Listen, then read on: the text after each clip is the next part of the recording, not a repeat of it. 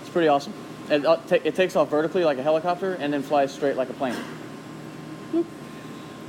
And we are good to go. All right.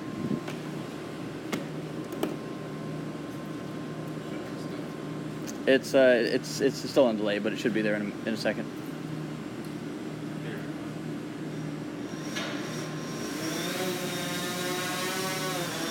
So I'm going to show you some of the capabilities of the Phantom 4 Pro.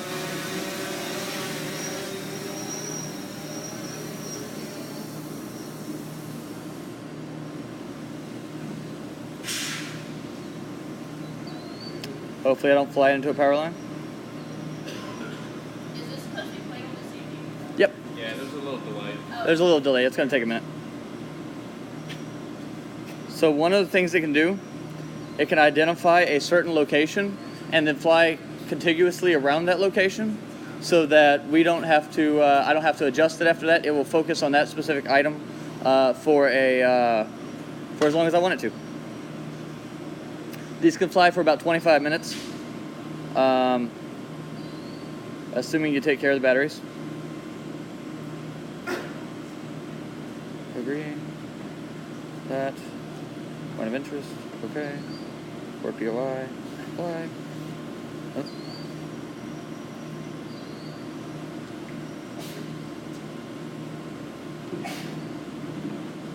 And there we go.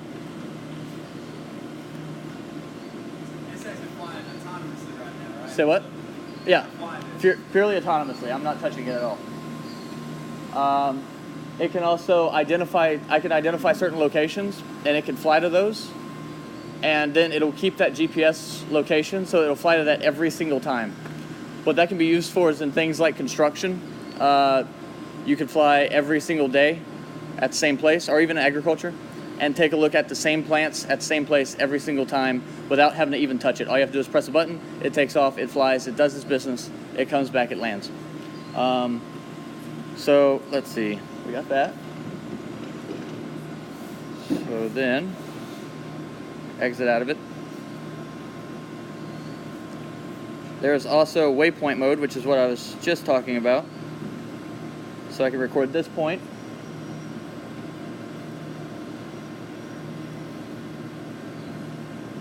Now I have to stay under 400 feet at all times.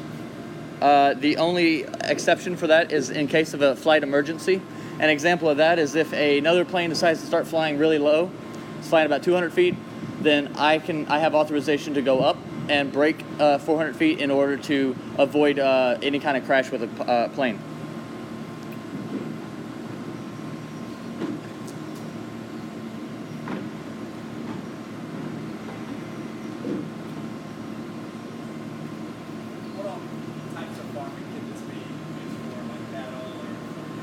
So this type of farming is really useful in most types of crops, specifically in things like corn, to identify where planting has been done or if there's any type of wind damage. It's also really useful for like any kind of forestry, pecan orchards, blueberries, like fruit, high-value fruit, and citrus. Because from there we can identify pests that infect the berries or fruit or whatever it may be before it becomes visible to the naked eye. And so after making a couple of waypoints, I can then set it up. It will then upload the data and proceed to fly autonomously, which you should see in a few seconds. But it'll hit that same location every single time. Now, the different types of sensors that you can put on these things are multispectral or RGB. You can actually get a lot of data from regular cameras. If you take your cell phone and go and snap a picture of a leaf, you can actually process that on the inside to change it so you can see chlorophyll ratings by removing the blue spectrum. But as you can see, it is actually getting not only in the same location, but in the same altitude that it's supposed to be at. And I can increase it so that it flies up to 20 miles an hour. This drone can actually fly up to 45, I do believe, at speed mode, which is pretty quick. I mean, that's almost highway. But yeah, So that's for the most part what we can do. Any questions so far? Yes, ma'am. So these drones can run anywhere from a couple of hundred to a couple of thousand. I believe that one runs about 10K. These run here anywhere from about 1 to 2,000, and then this one I believe is about 600 right now, 500 or 600. But there are some that you can actually get that are kind of good beginners. So there's some that you can get for like 50, 60 bucks, and honestly, it's what I train my pilots on because they're really hard to fly. And if they crash them into a tree, it doesn't really matter. We can replace the propellers in a couple of minutes and stuff like that. But once we start getting good with those, they know how to handle it really hard. So then when it have stuff like this with automated sensors, they're able to react to threats in case something happens. Any other questions? All right. Well, you're welcome to come up here, say hi, check out the drone. I'll be bringing it in for landing in a few seconds. And we can go out and check out some other things. Oh, other things you can do on this is, let's see. You can do active track. I'm going to chase Dino around a little bit. Hey, Dino. So stand right out there for me, please. I'll try not to hit him. I can't promise anything.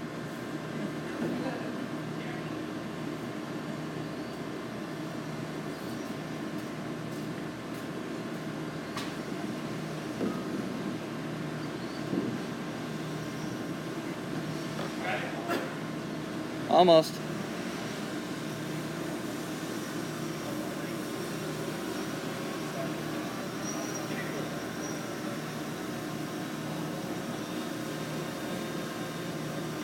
All right, Dino, go for a walk. Go for a walk. Now, don't use this on your dog. So do not use this on your dog. He may run away. So this is me not holding it at all, and he's going for, it's tracking him down. So it won't hit him, or at least I can't promise it won't, but it probably won't. And it'll actually track you if you're running too, but I don't want to get too close to those power lines.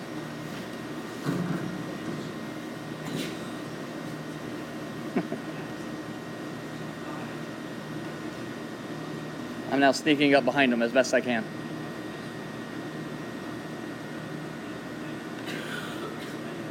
All right.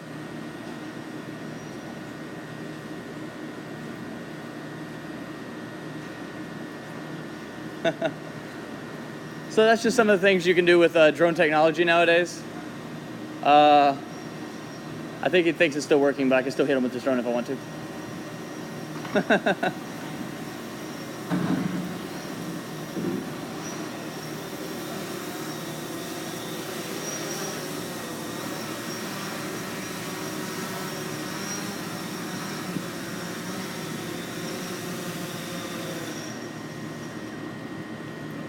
Yep. Talk a little bit to why use drones instead of the traditional method. Okay. What the traditional method would be, and why. Yeah.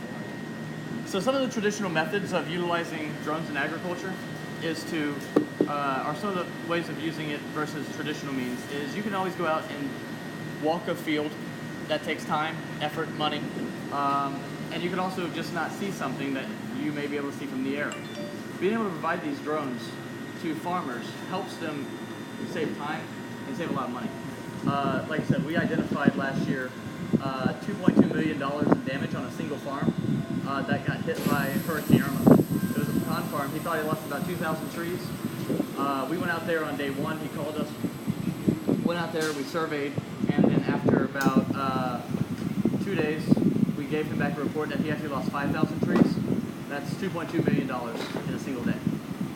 So we were able to identify that we then gave to the USDA for damage assessment.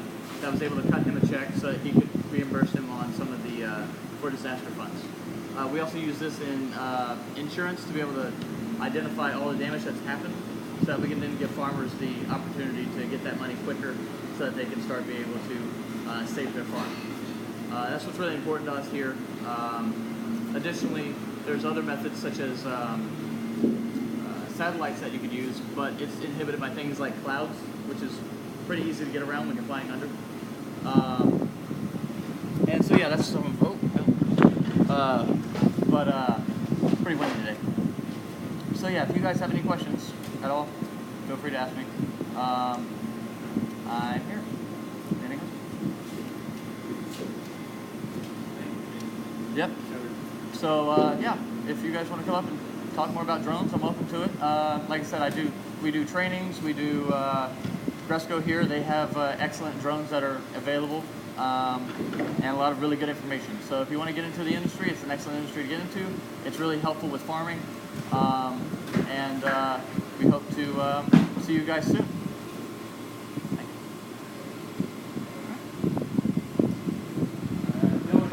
Anybody want to come up, check out the drones, touch them, mess with them, look through the brochures, feel free to come up. Yep.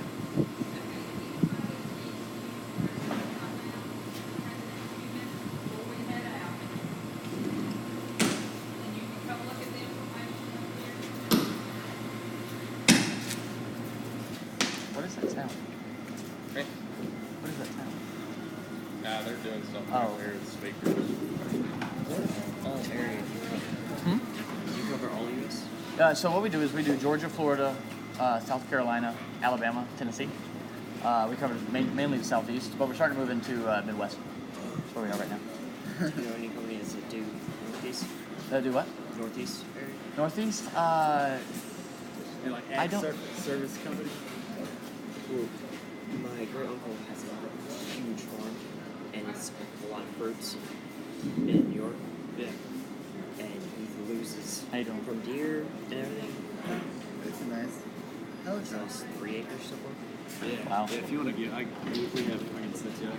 Yeah. These guys can come up and do it. It's nice. And we also do selling products. So like if he wants to buy his own stuff, we can help him get set up and get him trained. So, but yeah. What's that? Yeah. How fast can it go? Yeah, I so, think, so his side is the speed on that agriculture one side. 50 miles an hour. Actually selling Yeah, I think it's about 50. They don't, but normal operational speed is 35 miles per hour. Yeah. So what we use this for is we have a multi-layer. You're looking between This can handle basically a large swath of land. These can handle about 200 acres. They can fly really low, and so with this, like we can launch it and it flies about 500 acres and see what batteries. Dude, 50 acres is like, there's plenty of cars for everybody. So what we do is basically we're starting to create a system that they are It's like a series of drones fly lower. That's actually one of the bigger ones that I've ever seen. Yeah, that's a good Huh? The wallet things, can I get one of those? Oh, sure. It's vertical takeoff. Spinning blades. It's a helicopter. It is. Yeah, It's yeah. a helicopter. It's a lot of fun.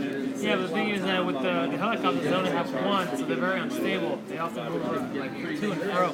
But this thing has 4 points, so it keeps it, the same position without, moving around like this. Keeps it very stable. Also, there's a stabilizer on the camera, so every single time it moves. Have you ever seen like videos of like people moving owls' heads, just moving all around, and their heads stay exactly the same place, no matter what? Same thing with this.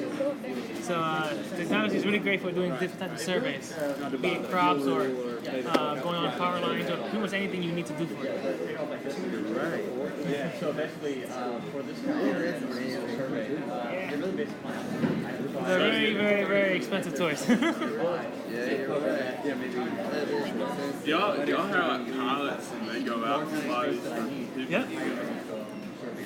Essentially, the lower I am, the higher quality.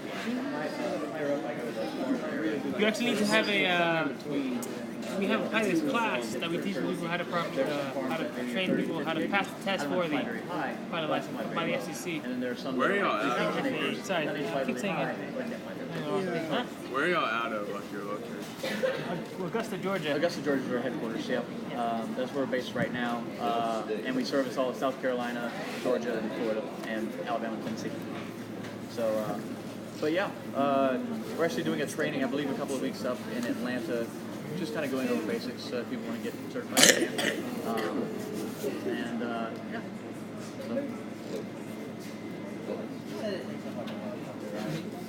And Carroll ENC actually uses drones to do inspection. Yep. So what it is essentially, these right here will take off and flip forward. Does it fly GPS?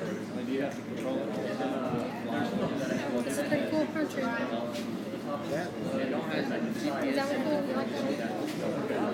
Without you touching control. Yeah.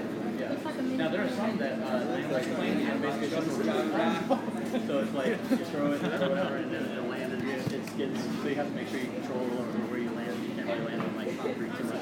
But you can land on like crops. Like grass. Yeah, you wanna check out the, or you can grab a Phantom. So you got Frisco. That was, to me, that was the first run that I flew that was like Yes. truly autonomous. You can have this one as well. So for the Yeah, they're exactly the same. you're looking at like $1,000, and the little one over here is like They went straight to a tree, like just so. and then like Yeah, 1,500, 2,500. so good. For 10 million, you can get a military version that shoots missiles. I gotta get it a little better. Yeah, it's you might have to save your birthday money for a few years. It is. So the Phantom 3 is probably for pretty much just basic learning, but this is really good for autonomy. So it has that obstacle avoidance that saves a lot of people. So because running in trees is bad, I got a call from a client, and she ran into a tree, called me crying. I ran into a tree, I don't know what to do. I was like, it's not the drone hitting the tree, it's the drone hitting the ground. That's the problem. So as long as it's stuck in a tree, it's okay. Just send a ladder up there.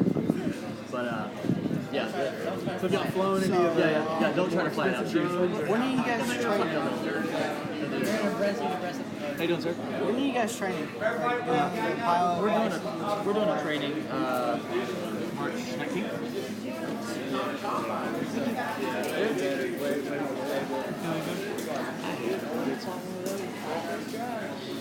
Yeah, not mine. I'm a master. I'm good. I'm sure if you're flying that one good, I bet you can fly these really easy. What do you fly? The propel tilt drone. Oh, yeah. Yeah, if you can fly those, man, you can fly these. That's pretty simple. That thing can go 400 feet in the air without me seeing it, and I still fly it. Yep. Well, you need to make sure you maintain line of sight, but yeah, that's some of the stuff that you can do. I mean, feasibly, minus, wow, these ones are annoying. That was here. The Phantom 4 can, like, technically fly up to 16,000 feet. Right, they flown at the base camp of Mount Everest. Yep. That's insane. Like, that's, Yeah. so, Yeah, the thing is, I tried to, I put an app for it, Mhm. to, like, actually get it on my phone. Uh-huh. It's not wanting to work. for which, yeah, that one's, I get calls all the time for it. I actually got a call yesterday from I a, was saying your group might be Yeah. taking off. oh, yeah. Oh, hey, see you later, man. Thanks. I am not good at Do you talking. have any other questions? Yeah, I think there's one more. Well, so I was trying to get like some talking points. Yeah. David was saying like, you know, like a different, like why would you use a drone Yeah. to do a certain job Yeah. rather than you know, Using a person. person Yeah. to do it like they Yeah. used to do it before drones were available. Yeah. Different uses that you can do, different actual circumstances that you know y'all have done. Yeah. Because it's it's hard to talk. It's hard to talk to kids, man. Yeah, especially when they're out. I do professional talks like all day. I do like 3 a week at least. And each and every time, okay, I talk for maybe 10, 15 minutes. Lots of questions. It's questions. Yeah. Oh yeah, and then I can talk I can talk about 5-10 minutes for each question. Each question that's asked, I can generally. Yeah. All right, cool. I got a solid 5-10 minutes. Maybe we can start off by saying like, hey, like, start thinking of questions. Like Yeah. prep. Maybe we get the teachers to prep them for, because that's really what it. Same thing. Has the If you dual don't get camera option, feedback, and it's the like Inspire does too. this hour talk but just turned into you can actually do it in infrared. 7 minutes. Yeah. Yep. Because the thing, man, like with solid feedback, I can. I gave a talk to the Kiwanis Club last, I think like 3 weeks ago. Yeah. And there was like 50 people in there. I was just like, yeah. Like I talked for maybe 20 minutes. Maybe like my full talk was 20 minutes. And I usually have slides and stuff. But I went Yeah, to my slides. help you stay on point Yeah, a little bit. slides are like. I did a pitch deck at Geekends last 3 weeks ago, 3 or 4 weeks ago, and it was pitching for $5,000, which I didn't win, but I'm going to be on All Things Considered. So I'm now going to be like nationally publicized. I'm like, all right, cool. So it's time to get danshiner.com. I just bought the domain the other day. I'm like, all right, guess it's time for me to do that. But Shark Tank's next. that's right, man. Shark Tank. No, so like what we're trying to design more or less is a ground-based system, and I'm also trying to build a hardware agnostic aerial system so that we can I can use the ground-based systems interacting with the aerial systems all autonomously. That's my goal. And I have an engineer who's way smarter than I will ever be. She's working on it. So it's like, she's the kind of person I just want to stick in a laboratory and like lock the door. And just be like, Just do everything you've ever she dreamed is of doing. not a people person. She is not at all. She has the social skills of, I don't know, like a train. But like, like she just, but when I'm like, hey, I need you to build me a fixed wing. She's like, all right, cool. And she'll come back and she'll be like, this is what I built. And it'll be like masterfully built. Like, I'm just like, I don't know how you did that. Like, and the thing about it is, anytime that she talks to me, I think that she's bullshit. Like, I'm like, there's no way that you could do that, and that. Like, there's no way. And she'll be like, oh, okay. And she'll come back and be like, done. I was like, how? She's literally a genius in that, like, true genius kind of sense.